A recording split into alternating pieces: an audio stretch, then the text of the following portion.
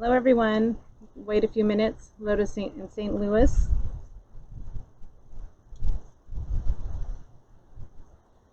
Give it a few minutes. Hello. Oop. Hello everyone. Gonna hang up Wait now. a few minutes. Excuse me. I never can do that. Sorry folks. I was gonna try and say hello, but I clicked on the wrong thing, so You can maybe talk about why you're in the next. okay. You caught me with my mask on, but just a reminder to let's all best we can wear a mask to protect one another. So we're sitting here chatting, so I kept my mask on even though we were 6 feet apart. So anyways, And Jane Whitehead just joined. hi Jane. Wesley says love the mask. Thank you. Scott says hello. Hi Scott. Yeah. Okay. So we're going to get started then. Welcome to Wine Wednesday again here on July 1st. Can you believe it that it's already July? I cannot. I already feel like it's August in my head with all the planning that we're doing for harvest. Just wanted to start off tonight to talk about, it's a bit of somber time to talk about Tony Terlato, and I do my best not to lose it, but we lost Tony earlier this week on Monday, and it was a bit of a shock, and still in a state of grief. And but I have so much gratitude and love and admiration for him and for his family, and just for all how lucky I was to have the time that I did these past 16 years working for him, but with him here when he had come to the winery, and even going to Chicago. He was a mentor, an inspiration, and someone I'm truly thankful for. I learned so much from him. His spirit, he was so passionate and just motivating to want to do better. So I always think of him anyways when we're here and we're making decisions, and now it just will be quite a different moment. He educated so many folks in the U.S. and really in America about fine wines, and really that Italian American of cooking together and laughing and having something exceptional to have with your food. Really that pairing of food and wine, and for me, just that intention grabbing. He was the original foodie. We're in such this food culture now, and he was truly the original foodie of pairing food and wine and bringing it to our tables. And I think so influential of where we are now in this country when it comes to food and wine, and also with wine and what we drink with our dinners. And it's not just for special occasions, it's for every day. He introduced me to a world of imported wines as well as the wines, our homegrown wines here in California. When I started my career here in 2004, I was fortunate to meet Tony early on, and I was really nervous. But he came here to the winery to discuss actually episode, and also to taste wines for episode, and then also to discuss a coming project which was led to the Peak series, or Terlato wines. And I just remember being in such awe, and it's one of the stand-up moments for me. Such awe of his passion and his ideas of what he wanted to put in the bottle, and what stories he wanted to tell to pay tribute to all his friends that he had met through the years as European vintners, and to pay homage to them. And it was just this true love of the wine and of the people that he met along the way. I think that's a real beauty of what wine does for us as people, as a culture. It's just you can get past language barriers sitting at a table, right, with wine and food. And I learned in that moment that I met him that he truly lived by his motto of consider quality a way of life. We do. He truly applied that to everything that he did, purchasing this winery. Early on, they chose to sell wine rather than buy it because it didn't live up to that standard. And that really cemented in my head, especially being early on in my career here, of what they, they put the action there, right? Quality is a way of life, and that's what is applied to business too. It just really just is amazing to me. He had I was in awe of his poise, passion for the wines, and the story behind the wines. He had such focused vision. He was a legend. Tony lived life on his terms around the quality and demanded quality and greatness from everything, from us, from the wines.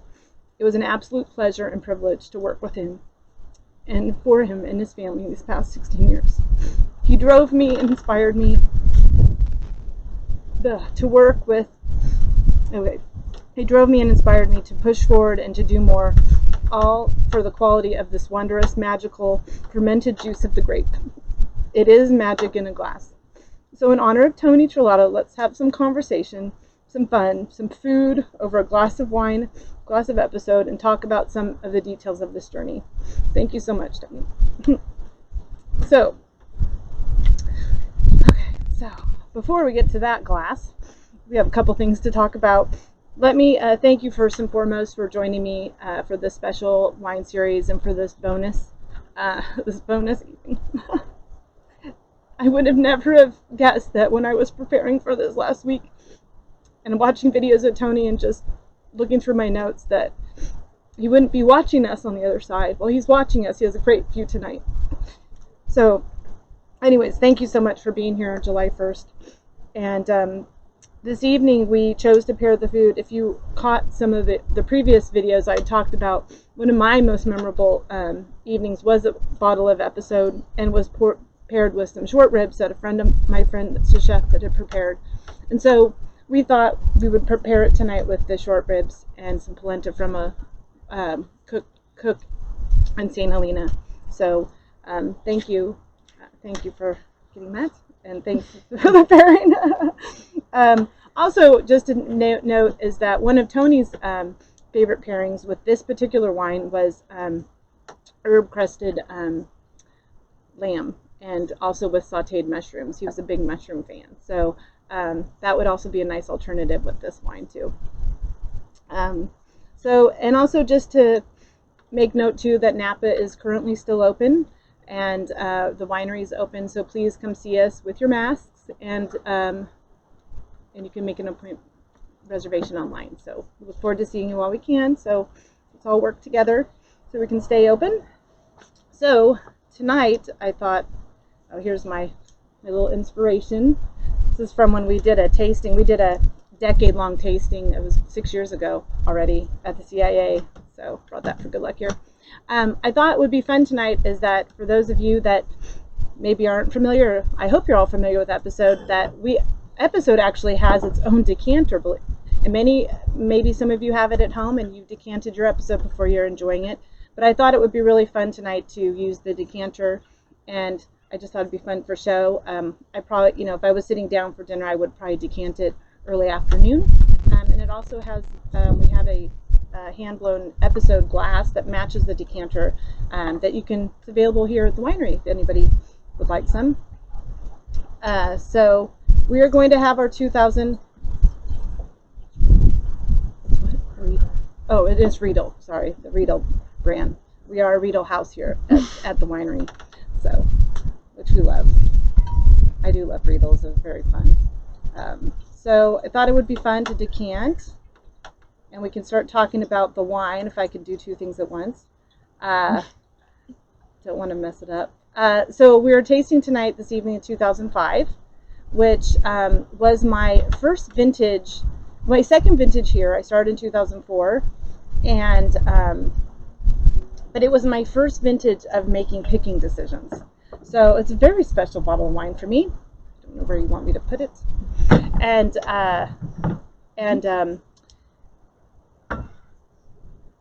so it was my very first vintage of making the picking decisions. You can imagine, as a young winemaker, they're very nervous, a little bit nervous, but had a great support team. And it was actually one of the vintages people remember for what we referred to as a bumper crop that year, which meant that we had a little bit more fruit than we would do in an average year, which was great because the quality was wonderful.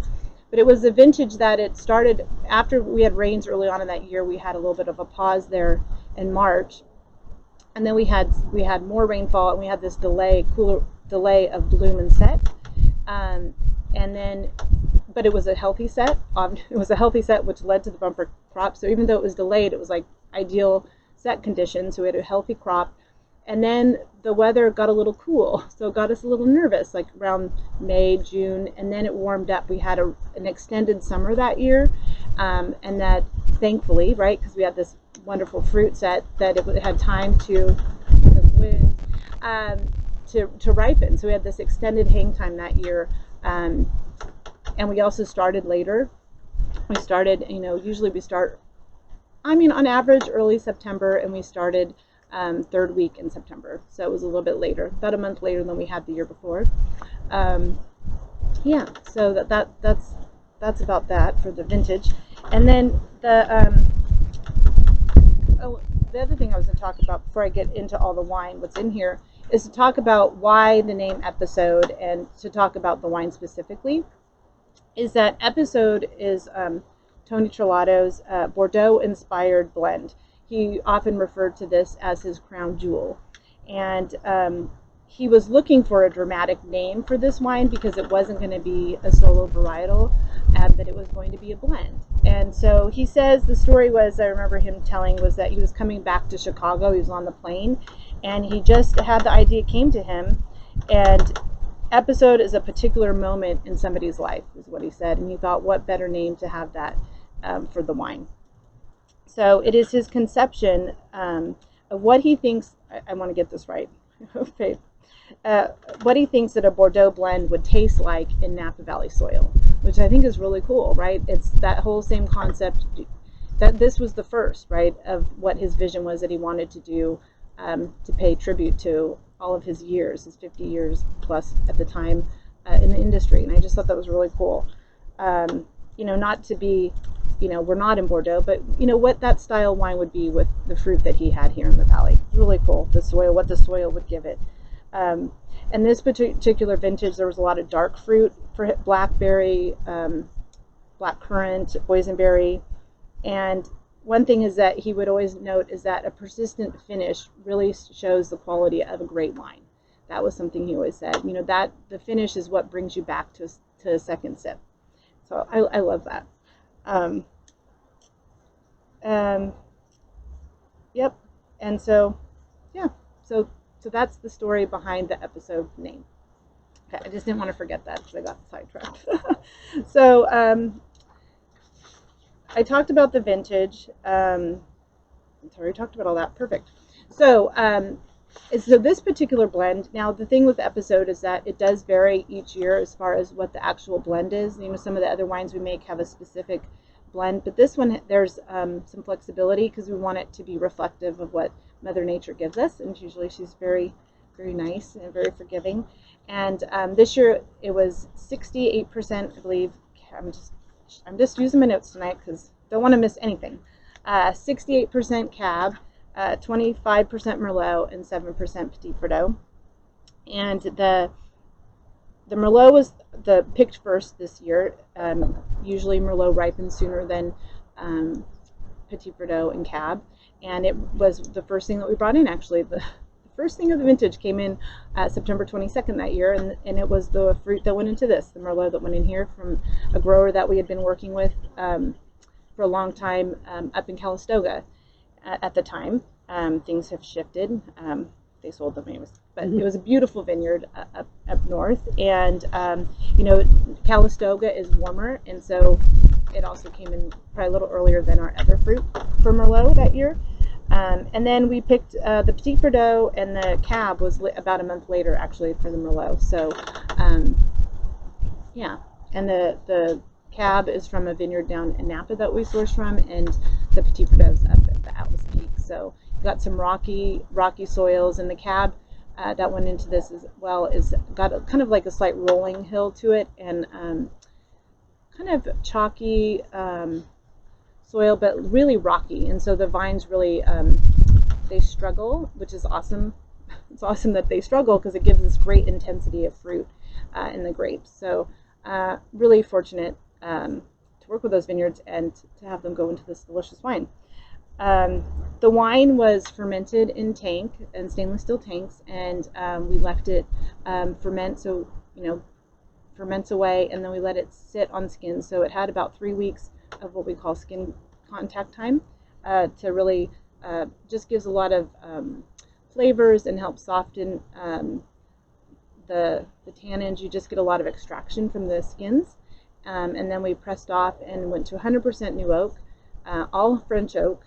Some of the coopers, and we've talked about coopers through the years, Taranceau, Francois Frere, I believe there was Bacard, and some Cadu barrels in this particular wine, and it ages almost 2 years in barrel. It was about 21 months, and then it usually gets at least a year, if not longer, before we release it as well, because we want to give it some bottle age. So really special wine, and I'm really excited that we're having this tonight. Yeah, okay. So I'm gonna give myself a little splash here, see how it's tasting after we decanted it. Decanting really helps. I know Tony was a big fan of decanting. Decanting really helps bring forth the aromas, really show them off, bring it to its best potential. But if you don't have a decanter, that's okay too. You can decant in your glass. A little trick if you don't have a decanter is that, not with this, well, you could even with this if you wanted to, is that in the winery sometimes, well, when we're doing tasting sometimes, if you don't have a decanter, you can shake up your glass with your hand on top of it, but a decanter is much easier. So anyways, I think it's a great tool to have, especially if you're really into wines. And also aging wines, like this is a library selection, wines that you pull out of your cellar. But that's also great for young wines too. So let's see how it's doing. I haven't had it in a while. Well, it's changed. Well, as wines do, right? They have personalities and they change through years. This wine, when it was a little younger, had more of that boysenberry, blackcurrant kind of aroma to it. I remember darker fruits. You still get a little bit of hint of that, but what's coming through for me today is I'm smelling a little bit. It smells a little bit redder for some reason for me today, and more. I think it's because of the spice is coming through. As wines age, the fruitiness kind of will go down a little bit, and you'll get these other nuances that kind of build from being in the bottle. So you'll get the spices and that barrel component to it, getting a little bit of like, I want to say I'm getting a little bit of anise on the aroma, and maybe a little bit of you can kind of smell the oak, like the cedar, a little bit of cedar, and maybe it's more, instead of the boysenberry, I'm getting more maybe of a black, darker cherry. But so I wonder what you all are tasting. Did anybody decant it? Have you guys just been enjoying straight out of the bottle? Because it'll change a lot if you did that. The wine will open up. Like, if just my other little trick, if you don't have a decanter, is that it's fun when you have older wines too, is that when you pour them, you can give it a little splash, but then also just let it open up for like a little bit before you enjoy it. So it'll change a lot in the glass. So in the meantime, while people are letting us know what they're tasting, well, we can let the wind happen. But so everyone's tasting, a lot of people are having the 2005, Nice. the 2009, and the 2006 are the popular cool. choices. And everyone is toasting Tony. Aw, let's do a toast. Yeah. Let's do a toast. Let's do a toast before we, yes. To you, Tony. Thank you so much for all you've done for all of us. We love you so much. Cheers.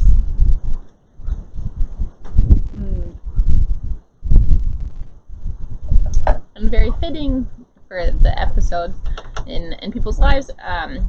We had a couple people say that it's such a long finish. Sorry. I don't know if you've tasted. Sorry. It's very persistent finish. Tony was right. This wine has such a long, beautiful finish, and it's really intriguing. Like, I can see it just makes you want to go back for another sip. So sorry, sidebar there. I really love the way it's tasting. So. Diana said that the 2005 is their wedding wine. Aw, I love that. And then Denise is celebrating with the 2005 for their 19th anniversary. Aw, congratulations. Congratulations. Yes, it's a big, lots of episodes, to celebrate with. And he also was a big believer, too, that you celebrate the episode of today. Like, it's Friday, so let's have a glass, so. But I love that it's part of your special days and celebrations. That's the best thing. And that's what, he always loved that. So I love the way it's tasting. I think it really shows some nice fruit too on the palate, and spices, and there is that persistent, that lingering finish that it has. It's very much, there's a lot of youth left in this wine. And that was, the thing with this wine too, is that he wanted it to stand up for Bordeaux wines, the aging, and that you could lay a bottle down and enjoy it years to come. And I do think this wine has some more years to come, but it's tasting great right now. Mm-hmm. See, it's so fun to come back and taste the wine that you're not, that's the, if you can be patient and cellar your wines and, come back to them, it's great. It's a fun thing about wine. Tim says they decanted about 2 hours ago and tasted a little bit out of the bottle. It's changed quite a bit. Yeah. Very smooth, great finish. Great.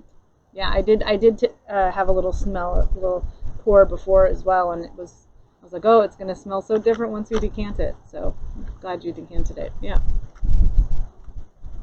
So.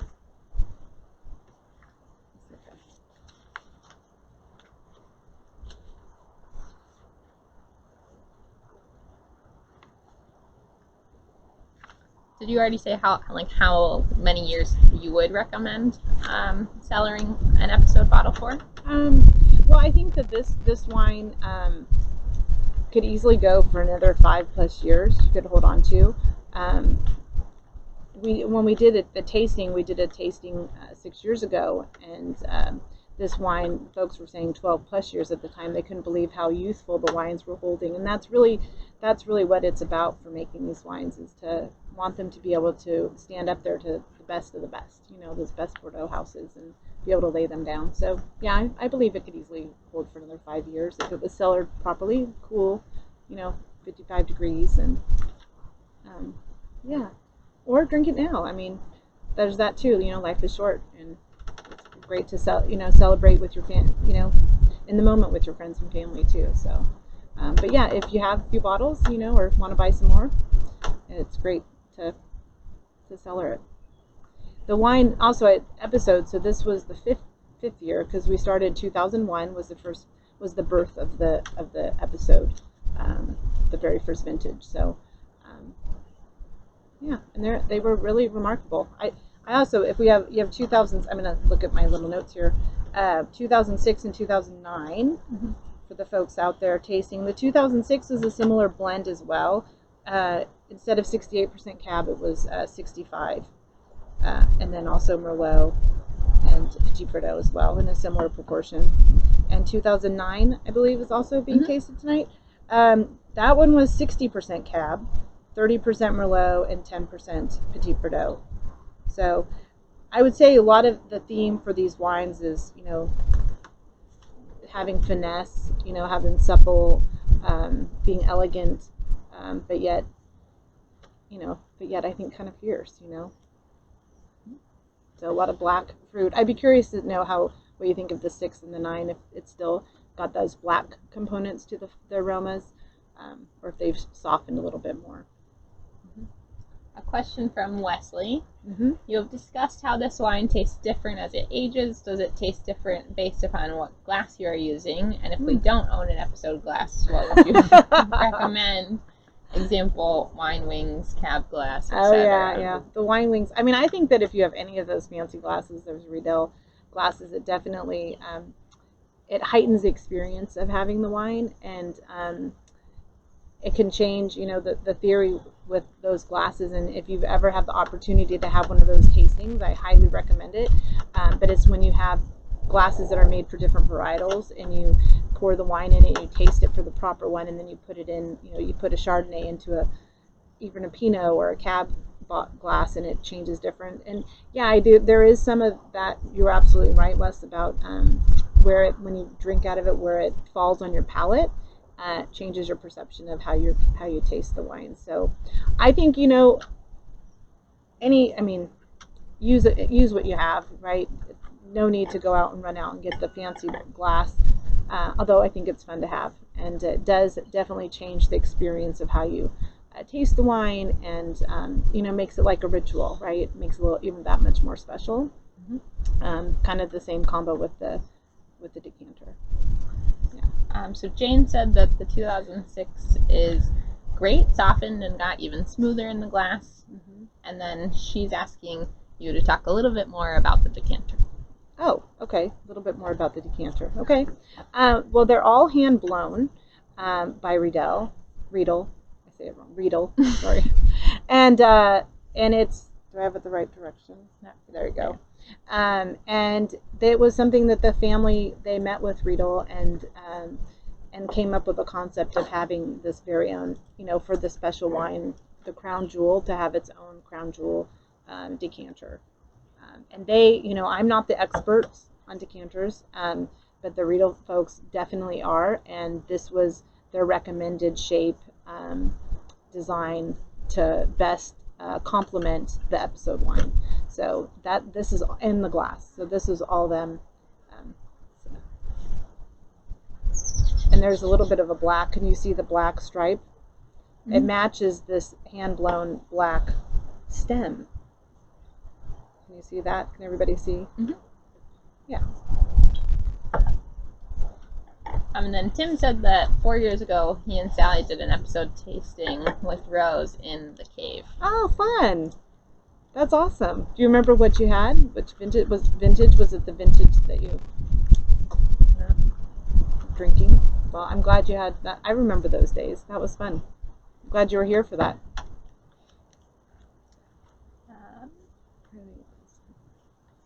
We probably have time for one or two more questions. One or two more questions. I'm trying to think of something else to tell you about this wine.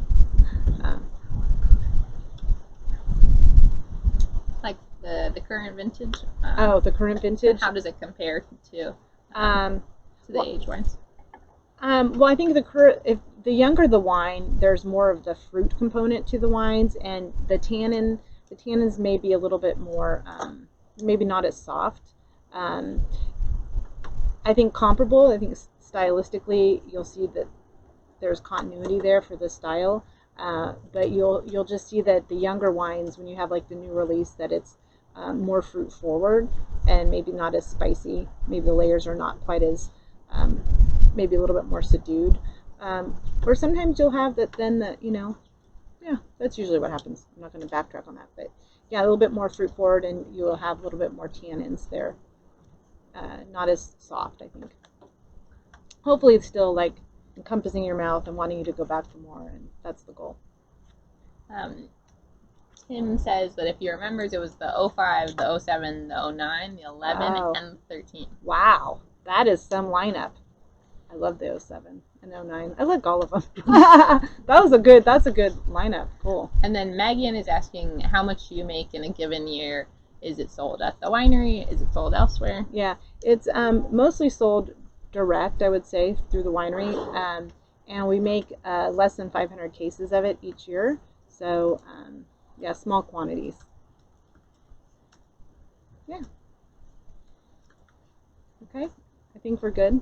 Again, it's just been a real joy to have this time with you all, and super duper appreciate the support that you've given to me and to the winery, and I just wish all of you a happy 4th of July, and just please be safe and mindful out there, and cheers to Tony again. So cheers, everyone.